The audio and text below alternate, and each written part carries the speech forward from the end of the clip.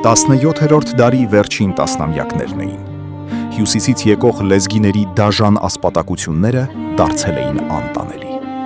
Այս սարսափի մեջ էր ապրում նախահայր Աբովը, մի ազնվական տոհմի առաջնորդ, որը ստիպված էր որոշել իր գերդաստանի ճակատագիրը, փրկություն փնտրելով օտարի սրից։ Գաղթի ճանապարհին տոհմի մի հզոր ճյուղ հաստատվեց Լորվա աշխարհում, Օձունի բարձրադիր սարահարթին։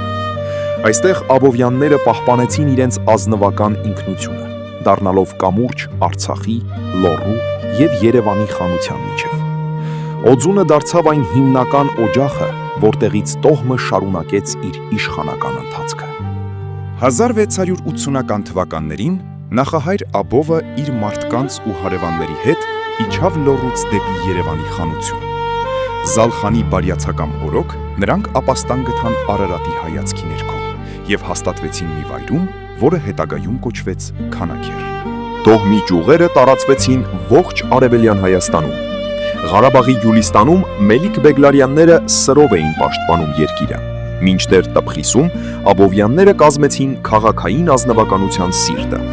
Նրանք բոլորը սերում էին միևնույն ակունքից, կապված ծարի եւ նիժի հնագույն ավանդությունների հետ։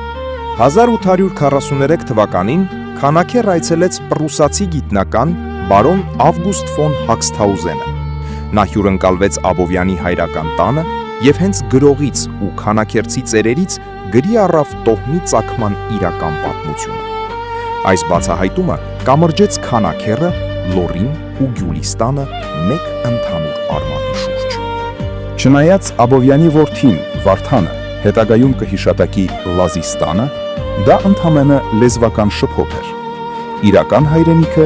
Լեգզիստանն էր, Դաղստանին մոտիկ հյուսիսային վայրերը, որտեղից աբովյանների նախնիները փախել էին լեգզիների ասպատակություններից։ Քանաքեռի տանուտերերի զավաքը դարձավ իր ժողովրդի լուսավորիչը։ Նա կրում էր իր մեջ ողջ արևելյան Հայաստանի ազնվականության ուժը, հյուսիսի լեռներից մինչև Արարատյան դաշտ։ Աբովյանների տոհմը դարձավ հայության հավերժական կանչի եւ լույսի խորհրդանիշը։